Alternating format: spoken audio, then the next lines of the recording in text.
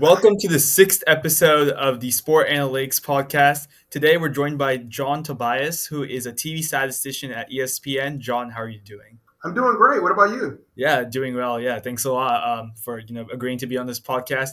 Would like to introduce you a bit.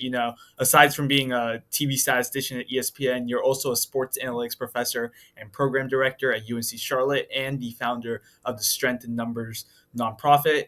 You've worn multiple hats, from delivering real-time data insights on live broadcasts to launching one of the only two college sports analytics internships programs in the country, to creating opportunities for underrepresented groups in this booming field. We're thrilled to have you here to share your experiences in the studio, classroom, and nonprofit space. You've done your research. I'm impressed. Yeah, yeah, Yeah, yeah. So yeah, we'll just start off, asking some questions. sure. Just One thing I wanted to tell you is that, I happened to see the episode that you had with Basil, with the Bulls, and I thought that it was really, really well done. yeah. Basil's a buddy of mine, and I think really highly of her. And I just think that, the questions and the dialogue, I thought that it went really well. So this is going to be a tough act to follow for sure. Yeah, I'm sure this episode will be as great. And I think it's great to have you here, and thanks for agreeing once again to be on this. So, Thank kind of you. want to talk about your current role with ESPN. Could you walk us through your journey, starting from your time at UNC Charlotte to becoming a TV statistician at ESPN, and what key steps led you to live broadcast analytics? Well, that's a great question. My journey is probably about as unconventional as you would possibly imagine because the thing about it is that even though it's funny, even though I teach in higher education, I was not the best college student Mhm. in the world because if you think about it, you find out the college that you want to go to, and then you figure out what you want to do, and then when you find out what you want to do, you go ahead and you hone your craft, and then when it's time for you to graduate, you can hit the ground running. That was not me. So I ended up majoring in something that I never really did. And then when I ended up graduating from college, I worked in finance for several years. So even though it sounds very nice working for, different Fortune 500 companies, work for American Express, Bank of America, Pepsi Cola, I hated them. And the reason why, and it does not mean that those companies are bad. Those are great companies. They just weren't for me. And that's when I just realized to where the definition of success is and how much money you make is really doing something, that you love and have a passion for. And I just ended up just recalibrating, and I ended up, going to grad school because I had to make sure that I had something to break into the sports world to give myself some type of cachet. So when I was in grad school getting my master's in sports management, I ended up getting an internship with the NBA team here in Charlotte. And that was one of the best things that happened to me because it just really opened up like so many doors that otherwise I would not have been privy to. So I ended up starting there as an internship, ended up, working for them, as being a statistician for several years. And then that's what ended up leading to me working for ESPN. And I've been with them, fortunately, since 2013. Yeah, that sounds like a great journey. Yeah, kind of relate to your current role at ESPN. On game day, how do you prepare for a broadcast, and what does the process look like from pre-game production to meeting until the final buzzer? Well, first off, a lot of people don't know what a statistician is, like a TV talent statistician in sports. So, really, what that is that if you are listening to a broadcast, and it really doesn't matter the sport, whether it's football, basketball, soccer, you always have a play by play person and you always have a color analyst.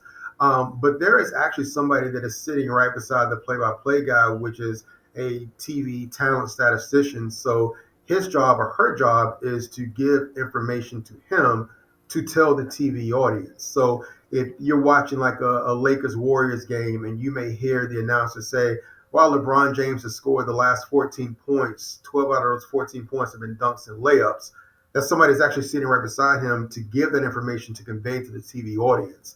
Or you may see something at the bottom of the TV screen that, Joe Burrow is 20 for 28, but he's a perfect 9 for 9 on third down.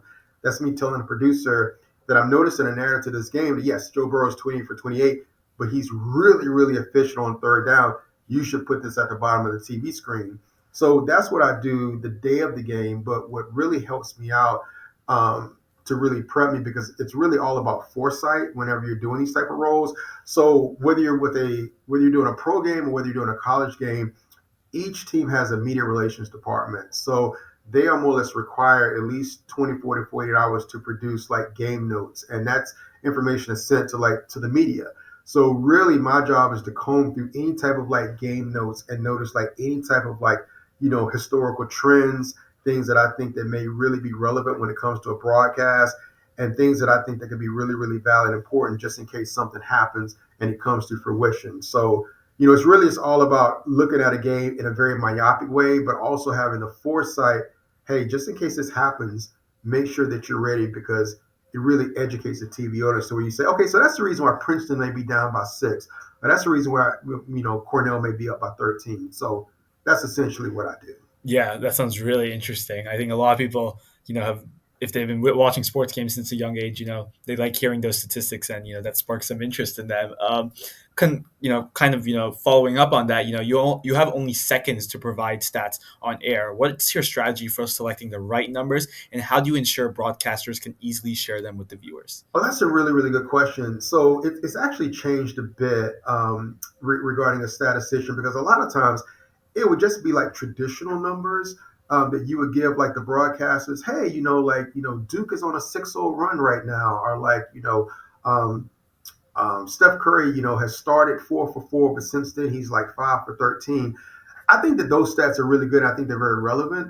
But now, as we're getting to the point of like analytics, you really want to look at something like very advanced to where you would not even like think about. So here's a great example. So let's say if the Mavericks are playing, the Phoenix Suns, and both teams are have like the same record, and there is a good chance that the game is going to be close.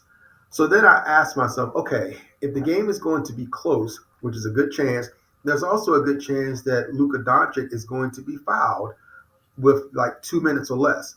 So what I do is I make sure to where somehow the data is scraped to where if he is fouled and it's like 2 minutes to go, I can hand the producer or the play-by-play person, by the way, ladies and gentlemen, whenever like Luka Doncic is at the free throw line with 2 minutes or less, he's actually like 30 for 40. Again, like that is something by having like foresight, and it's not traditional, and you're able to go ahead and give the information right then and there. So does that make sense? Yeah, that's, I think, really impressive. Being able to do that in such a quick turnaround time. I think that's really important. I don't know if you have one, but could you share an instance where analytics think truly shifted the live broadcast conversation, or gave a fresh perspective to the TV audience? I can give you a recent one. You know now how it is like with ESPN, like when you're watching the game, you can see like how based on like ESPN analytics where it says like, the Pittsburgh Steelers have an 80% chance of winning the game, Mhm. 90%, 94, 95, especially as the game gets towards the end. Yeah. Well, there was a game that I did, I want to say it was like week 4 of the college football season. It was Baylor against Colorado Mhm. football. Yeah. And Colorado had the ball. I believe it was seconds left. And Shador Sanders, went back to pass. And at that time, the analytics had it like, 99% that Baylor was going to like win the game. Well, guess what happened? He threw a Hail Mary. Jonte Webster ended up like catching the ball, Mhm. ended up like going into overtime. Colorado ended up winning the game. So that was just one of those things where you really have to like course correct, because you're thinking that something is going to happen. And then like, well, lo and behold, look what happened. Yeah. It's something that we did not expect. Yeah, that's really interesting. Yeah, I think there's a lot of moments where you could see the win probability shifting in just seconds. Yeah, that's really great. It's kind of related to the sports analytics programs that you started at UNC Charlotte. I mean, you Mhm. created this program in 2019. What inspired you to launch it, and how has it evolved since its early days? That's a really great question. I actually have to give the people at Syracuse University some credit, because in 2019, I ended up reading an article. I believe it was Forbes magazine, and the article read, Syracuse University will now become the first school where you could get a bachelor's degree in sports analytics. Mhm. So two things came to my mind. Number one, okay, this is really cool. And then I says, wait a minute, like if this is something, what I do with ESPN, talking advanced stats and, metrics, and I live in Charlotte, I would love to have the opportunity to teach students at UNC Charlotte the impact that analytics has not only on the field, but off the field when it comes to contract negotiations, when it comes to free agency, when it comes to sports betting. So I immediately started to think of a syllabus and a curriculum like in my head. And I ended up reaching out to one of the deans and I said, listen, I already have a job, but I would love the opportunity to teach this one class and, go over the impact and then have different guest speakers come in like that are in the industry in Charlotte. So thankfully, he said yes. So ended up teaching a class. It was fall of 2019. It was only 15 students. It was all males, like no big surprise. But when I realized I was onto something is that the following semester, the spring 20, like right before the pandemic hit, the enrollment went from 15 to like over 50. And then that's when I realized, you know what?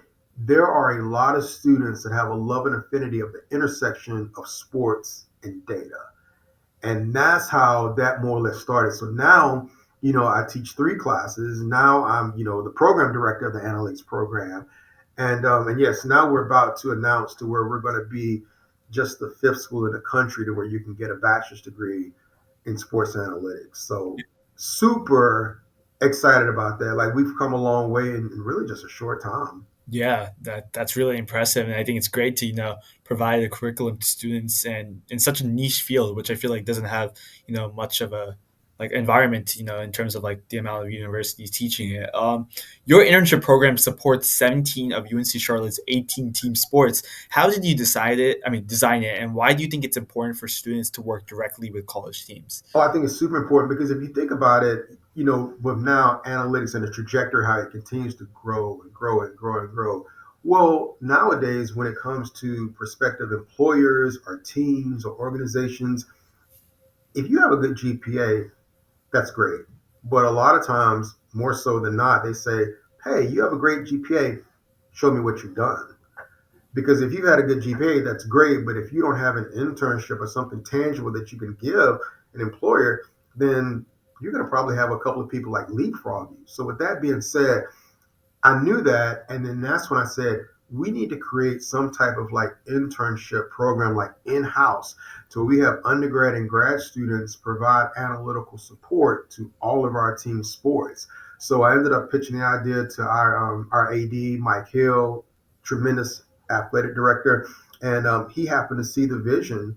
So that's how that more or less came about. Because then it's all about really preparing the students to where yes, make sure that you have a quality GPA, but also you can show to respective employers and teams, hey, not only do I have a good GPA, but I've done this particular internship, like with the women's soccer team, with football, with men's basketball, with volleyball, with track and field. So it just really helps students. And the best part is that even though it's a short program, like we have quite a few students now that are working full time with Carolina Panthers, with Charlotte FC, Nashville SC, CBS Sports. I could go on and on. Philadelphia Phillies, Detroit Tigers. So again, I think that what we're doing is really working. But that was more or less like the genesis or like the idea of why I felt that it was very important to have like an internship program like that. And it's really just us and the University of Virginia, if I'm not mistaken, where we're the only two that has that to where like every single that we represent all of our particular sports Mhm. teams. Yeah, yeah, that sounds great. And kind of related to that, we've seen you post about group projects like mock NBA drafts and press conferences. How do these like experiential learning activities help students develop practical analytics and communication skills? Well, I think it's huge because I'm. I tell people all the time, I'm not one of those traditional professors to where I say, "Hey, open up your book to chapter 3, turn to page 30. We're going to go over this." I think experiential learning is everything, and I think that the biggest key is entertaining the students, but at the same time educating the students. That's why I'm very big on having like guest speakers come to the class because like you're hearing professionals tell you, hey, this is what you need to do to help get to where you want to go. Because they may get tired of hearing me say that, but hearing people like really from the industry, I think that that part is super important for sure. Mhm. Yeah, yeah, that sounds great. Yeah. Kind of now, transitioning over to your nonprofit, the Strength in Numbers nonprofit. Strength in Numbers aims to teach sports analytics to underrepresented groups. What sparked this initiative, and how have your partnerships with MLB and NFL teams helped further your mission? Oh, it's a true passion of mine, and by me being African American, I can really kind of like speak to it like in a different type of way. So even though I've been working with ESPN for over 10 years and I've thoroughly enjoyed, the one thing I started to realize that I've only seen up until this point one other African American that I consider like a colleague of mine. He was based out of Seattle. Now he's in Los Angeles. I've only seen two other women, and to this day, I have not seen any Hispanics or Latinos, and very few Asians.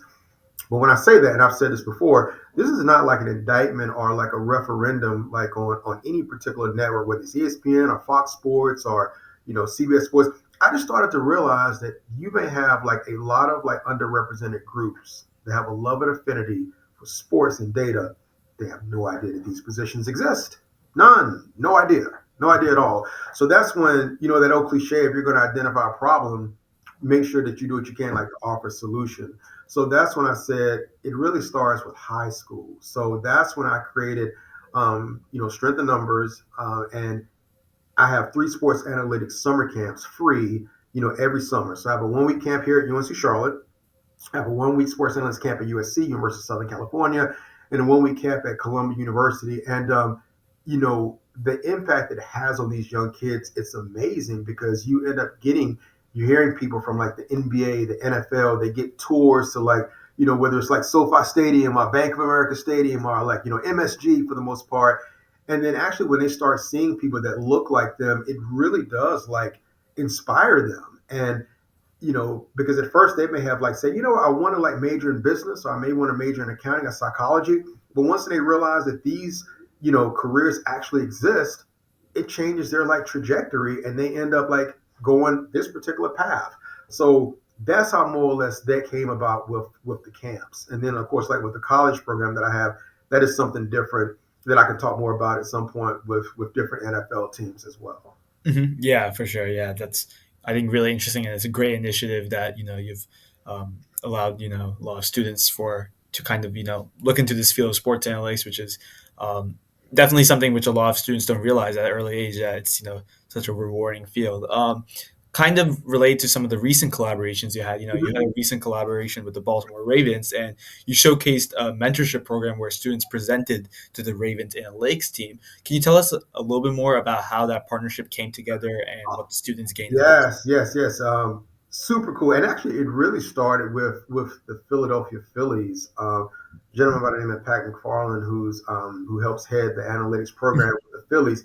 He reached out to me a couple of years ago because he saw what was going on with the camps that I was having with high school. So he and I started collaborating and thought that it may be like a good idea to maybe like give projects to like college students because yes, high school is high school, but college, is different. So it really started with him, and then the Detroit Lions found out what was going on. They liked what was going on with the Phillies. So then they ended up doing something very similar to where, hey, we want to do something like this, but we only wanted to be it for Detroit, local Detroit schools. So that's like, Wayne State, Mercy, University of Michigan, Dearborn for the most part. And then with the Ravens, same exact thing. They said, we want to make sure that we provide a really good, robust analytics project to give the students. They work on it for about 3 to 4 weeks. And then afterwards, they come to our, Under Armour training facility in Owens Mills, Maryland, and just present. So it was 10 students that were selected from University of Maryland, UMBC, Townsend, Morgan State, and Coppin State. And the great thing about it is that it was almost 300 students that applied. Mhm. But we could only select 10. So there were like a lot of great students that actually, did not get selected. And I actually encouraged them to like apply for it next year. But just the fact, and I'm not sure if you really saw the video, you could just see like the expression on some of these kids' faces to where they were actually like in the war room, in the draft room, like presenting their project to like members of like the Ravens analytics team. It's impactful on so many ways. It inspires them. It lets them know that they belong. They get a chance to like really like cultivate relationships, possibly. It's just so many positive factors that come into like having like really good partnerships like that. So I just want that to continue as well. Yeah, I think that's really inspiring. Another great opportunity for students to hone their skills. Kind of coming back to the diversity gap that you mentioned. You've pointed out that fewer than 10% of minorities and women work in the field of sports analytics. What are some tangible steps organizations and schools can take to close that gap? Well, I think the key is that the one thing that underrepresented groups what they don't have is resources. Mhm. And I just think that that is so critical. And a lot of times, the word or the term like DEI is now starting to be used like in a weaponized type way. Yeah. And I just think that that's so wrong. But when I say that, it's not me like taking a political stand or like anything like that, but it's kind of been weaponized. But here's what I mean to where how I think it's so beneficial. So let's say you have like two great like camps, like you have like the Moneyball camp, like at Wharton, and obviously what goes on like with Sloan, with Mhm. their conference, the great things that they do. But let's say if you happen to have a young minority who's like in the inner city, and let's say that he or she checks a lot of boxes, great GPA, very well rounded, technical skills, but you see that the cost of this particular camp is thousands and thousands of dollars. He or she can't attend. That's not his fault. That's not her fault. So it's one of those things. Okay, so what can we do about that to like help give them an opportunity? It's not a matter of like giving them an opportunity because of like the color. It's just they lack resources. So, and again, it's not their fault. So that's not a level playing field to me. That is not a level playing field because you may have somebody that's just as smart, but their parents have the resources to where they can pay and send their kids to these, particular like, wonderful camps. So that's why I think that having a camp that I have, it's free. There's no financial barriers. They're able to meet people in the industry, and then eventually like meet other people to where they can get to where these other people that already have valuable resources. So I know that's kind of like long, but I just think it's really important to like, word it like the right way because a lot of times it's not a level playing field. And when I say that, it's not to place blame on anybody, but sometimes it's not. So that's why I say, what can I do to really, close that diversity gap? And Yeah, I think that's something that's really important. And I'm really glad that you've been able to that to a great extent, and hope other people follow along as a result. Kind of going back to your role at ESPN, and you Mhm. kind of already talked about how you had like quick turnarounds, giving statistics and moments of certain broadcasts, and obviously these ESPN broadcasts move really fast, but kind of relate to data. Like, how do you manage last second requests for data, and what skills help you stay calm under pressure? Oh, that's really good because it is one of those things to where like everything is going like in real time and it's really trying to like navigate your way through like organized chaos. That's pretty much like what it is. And I think that one of the disadvantages that you have is like a statistician. Like let's say for example, if you happen to like work for a team, and I mean I know that you're like in New Jersey, so like let's say if you have like the Jets playing the Giants, we'll keep it in New Jersey. That's why I like use like both teams Mhm. and you're like working for the Jets and you're their staff, and they may say, "Hey, listen, can you help us like like with a scouting report?" Where you're having like days to like prepare for that, and they're telling you what to do. You have like a deadline. It's not like it's organized chaos. But if you're like working like with like a live broadcast, and things can like really change like on the fly. I think that the key thing is just making sure that you're thinking clear and level headed. And again, find something that you think that would be very relevant to give to like the broadcast. Like Mhm. that is the big thing for sure. Okay, yeah, that makes a lot of sense. Yeah. Also kind of related to the broadcast, viewers come from all levels of sports knowledge. And so how do you strike a balance between offering sophisticated metrics and staying comprehensible to a casual audience? You know, that part that's actually easier than what you may think because when it comes to if you're like super technical when it comes to like very like proficient like in Python or R or like SQL and things like that, the thing about it is that you need to make sure that you can convey that in the very simplest terms to like the TV audience to where they can understand because they don't know anything about data sets or predictive modeling or anything like that. But Yeah. as long as you can make sure that you give a really good stat that is super beneficial without like going like without being like super technical plus minus per or anything like that. I think that that is more or less like the big key, and that's why I say instead of like talking about like scraping or anything like that, just say to where like hey this particular player ended up having like 8 3 pointers. Whenever like Steph Curry has 8 3 pointers, the Warriors are like 15-2. That Mhm. is something, that is like you can really resonate, and it's like, okay, he has 7 3 pointers. Oh, now he has 8. So now the Warriors are 15-2. There's a good chance that the Warriors are gonna like win this game. So you try to like have like a direct correlation like when it comes to that. Yeah, yeah, I think that's really interesting to see that, and I think it's obviously really important to make sure that's interpretable to a wide range of audience. Kind of like because you've been with ESPN for a decent amount of time now. How have you seen TV broadcast analytics change over the past decade, and where do you think it might be heading in the near future? Oh, I don't think that it's going to be slowing down anytime soon, especially now with ESPN Bet and like DraftKings and like FanDuel. I think that nowadays you have some of these sports betting companies. They're hiring like data people more so than like some of these networks and some of these teams now. I mean, like everything is like data driven. I think that, and even if you watch some of these shows like like Get Up and like First Take and especially Sports Center, whenever they're like making an opinion, they always have a graph that backs their opinion up based on data, because really all it is big data that is given to you. Your job is to extrapolate that data and look for any type of like trends. One thing that stands out, and I actually like talked about it to my class, is that I believe it was through like next gen stats. We'll take Lamar Jackson for example. Whenever you think of Lamar Jackson, you think of him as what? More or less like a dual threat quarterback, somebody Yeah. that's going to run the ball. But Mhm. the next gen stats, they came out with something about a week ago to where when it comes to like drop back passes, he is like the most efficient like drop back. Now Yeah. this may change like when this podcast like airs, but he's like number one. But you would not think that because you think of like someone who runs, who just passed Michael Vick in terms of rushing yards. But no, he is like very efficient as like a drop back passer. So Mhm. again, it's really explaining to like the audience to where yes, you may think this, but what does the data tell you? Because the data does not lie.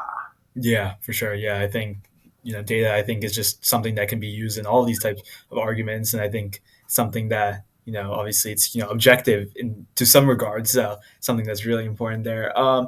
Now we're going to kind of transition over to like what we do here at Sport Analytics. So obviously here at Sport Analytics, we're trying to provide certifications to students. Give them maybe an easier path of attaining their dream job and gaining skills that they may have not had before. For students or career switchers aiming to enter into sport analytics, especially in TV or media, Mhm. which technical skills do you believe are most crucial right now? I definitely think when it comes like the open source programming in terms of like with Python and R, what's interesting is that whenever I have different guest speakers, whether it's from soccer, whether it's baseball, football, basketball, and it's important for students like you to learn this, even though you probably already know this, is that there's always a common denominator. They say that there's really like three main programming languages that they use, Python, R, SQL. Mhm. Like those are like the three main ones. And a lot of times you have certain schools that may not have that to where they can teach students. So a lot of times you have to really be like self-taught. So I would definitely say really make sure that you like, work on those three. Well, definitely when it comes to Python or R, just pick one, between like those two, and definitely SQL. But I'm going to throw another one out at you as well that I don't think is talked about enough, and that's the visualization part. Mhm. When it comes to like Tableau, Power BI, because here's the thing: if you work for a pro team, no matter the sport, okay, at the end of the day, when you are presenting something, you are presenting this to coaches, okay? So they don't know the first thing about web scraping. They don't know like anything about predictive modeling. They don't know anything about that. Only thing that they want to know is how can this help my team win? Like, how can this help my team win? So by being able to like being really good and proficient when it comes to like data visualization, it's almost kind of like being like a translator, like from Mandarin to like English or like Spanish to English. And I think a lot of times students make the mistake because they may just assume that coaches know these things, but if you can like really break it down to a very visual form and a simplistic form, you can go very far, very far. Mhm. And again, I think that's a skill. That's a skill that I don't think that a lot of people like teach enough. Because again, if you're very technical, I think that is outstanding. But none of it matters if you cannot convey it properly to like a coaching staff that knows nothing about it. Yeah, I've heard that from a lot of people. I think that's definitely a really important skill, translating, that technical ability to something which you can communicate properly. Yeah, because the thing about it is, if you think about it, and I'll just make this super quick, because if you say something and like they're totally confused, a lot of times they're just going to just go ahead and just dismiss it. Okay, this person doesn't know. I don't understand, and just move on. And like sometimes it's very finite, like the time that you have with them. So that's why I say I think it's super critical to be able to have the skill set to like convey, data properly. Yeah, for sure. Yeah. Kind of, because you've maybe looked a little bit into some of these analytics programs at different schools. What do you Mhm. think is often missing in some of these typical analytics programs, whether it's like hands on data cleaning, communication training, like you kind of mentioned, or something else? Well, I think now when you have like, with AI coming up, I think that definitely you have to be like ahead of the curve, like Mhm. for sure. Because I mean it's going like it's transitioning and moving like so fast that you really want to make sure that you either have courses or you have like a really good like knowledgeable professor that can really give you like projects that's centered around that to give you like a better understanding. So you know how it is when it comes to technology. Even though you're like younger than me, I Mhm. think you're smart enough to realize just how fast things go. Yeah. And you really just want to make sure that you keep up with the time. So to answer your question, making sure that you're able to teach your students so they can keep up with their competition for sure. Mhm. Yeah, for sure. Yeah, I love that. And that's something we'll definitely, emphasize in our certification programs that we have here at Sport Analytics. With new technologies emerging, like, AI driven data collection, as you mentioned, and advanced player tracking, where do you see the biggest opportunities for analytics in both college and professional sports? Um, I don't know if it's really changed that much. Maybe like the business side. I Hmm. think so because one thing that you're going to start to see like a little bit. Like let's take a look at college football with everything going on with like the NIL and the transfer portal. Have you noticed that there are like a couple of like football operations where they're now starting to hire like general managers? Hmm. Yeah. Because the hierarchy is like head coach, like offense coordinator, defense coordinator, and then you have like your position coaches. Well, not just like with Andrew Luck with Stanford, like there's like a GM, GM. and the reason why is because you have like how to deal with player personnel, how to deal with how much money that is coming in, making sure that that is like dispersed correctly, with the transfer portal. And I think that data and analytics really comes into play in like roles like that. So I think Mhm. that you're a general manager, and if you're starting to become like really savvy when it comes to like the advanced data part, I think that makes you that much better as opposed to someone that maybe isn't like as proficient when it comes to that. So I think that roles like that, I think it becomes like really, really critical for sure. Mhm. Yeah, I'm for not sure sure. if I answered your question, No, but no, I think you that's did perfectly. that's Yeah. what we see for sure when it comes to like roles like that. And it's Yeah. also happening with basketball too, but definitely football because there's so many more people on Mhm. scholarship as opposed to like 15 players that's on a basketball team. Yeah, for sure. Yeah, I think that's something that we could see a lot of. That could be changing. A lot in the next few years. Just kind of like as a final words of advice here. Do you have any piece of advice for any aspiring analyst who's trying to break into any form of sports analytics, whether it's like you in TV or media, or someone working for a team or a betting firm? Do you have any one piece of advice you could I'm give? gonna give you actually two pieces of advice. Okay. Two pieces of advice. One thing is that make sure that if you aspire to go ahead and get into analytics, try to do as much work as you possibly can, even if you're doing it for free. And I know that sounds like grunt work, and that doesn't sound very sexy, but Yeah. I think that it's needed, and I think that it can cause you like to leapfrog the competition. Because again, just like to piggyback on what I talked about before, of course, do well in school, but at the same time, you have to make sure that you can show something, that you've done. So whether it's like do an internship or whether it's like a side project, excuse me, I think that doing that is super super critical for sure because you'll be surprised how many students don't even think about doing that. So that's what I would say. Make sure that you get as much experience as you can, whether it's through like an internship or internships plural, and or make sure that you have like a really good side project that you're very proud of that you can go ahead and give to any type of prospective employer. Mhm. Yeah, thanks a lot, and thanks a lot, John, for agreeing to be on this podcast. I think your Oh, I insight. didn't tell you the second thing. I told you there are two things. Oh, that's my bad. Sorry. No, you're fine. You're right. No, the second thing is that, and this is for like anybody, is whether it's data analytics or whatever, I cannot stress enough for you to really go after your passion. And you're going to hear like other people, and I've actually heard people say, I think that that's like, bad advice, to tell people like to follow their dreams. And I think people that say that,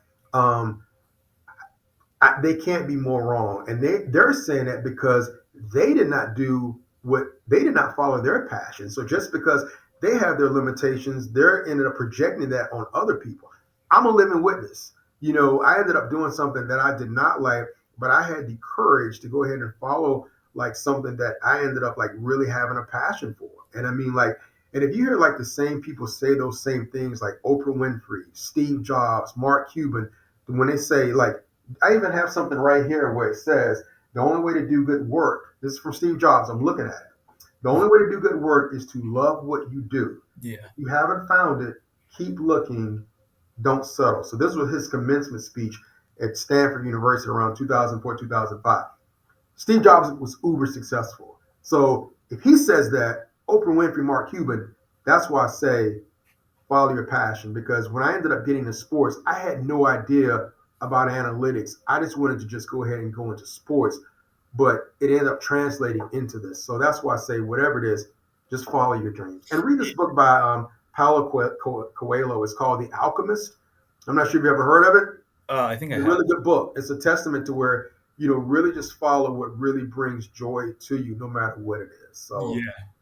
I don't know how many people are going to take my advice, but hey, I we're think going it's to find out. yeah, I think it's really valuable advice, and I think a lot of people, love to work in, they would love to work in sports, but they haven't realized that yet. And I think, it's great for them, to follow their passion. But thanks a lot, John, for agreeing to be on this podcast. Your insights and advice have been really valuable to, I'm sure, a lot of viewers out there, and to all of our viewers. We're gonna have a lot of industry professionals, on this podcast soon enough. So definitely stay tuned, and thanks a lot. Thanks a lot, John, again. Thanks for having me. Yeah. Appreciate it. Thank you. Great. Yes, thank you.